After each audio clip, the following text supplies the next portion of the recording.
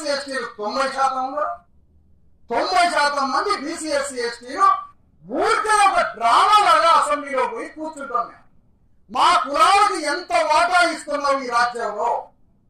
పలానా గ్రామంలో ఒక దళితుడి మీద దాడి చేస్తే అతన్ని శిక్షించడానికి అక్కడ ఉన్నటువంటి చట్టం ఏ విధంగా ఉంది? ఎందుకు శిక్షించలే పలానా రెడ్డి గారు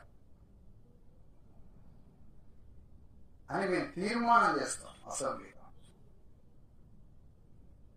3.5 లక్షల కోట్ల రూపాయలని ఎట్లా పంచాలో పంచి డిస్ట్రిబ్యూట్ చేసి కాగితాలు తెలంగాణకు చూపిస్తాం. అందులో హోంమంత్రి ఉంటాడు, మావాడు పోలీసులు, హోంమంత్రి. అయ్యా ఫలానా ఊళ్ళో మావాడిని కొట్టారు, లేదా ఫలానా అగ్రవర్ణం వాళ్ళు కొట్టారు, ఏం చేయాలి?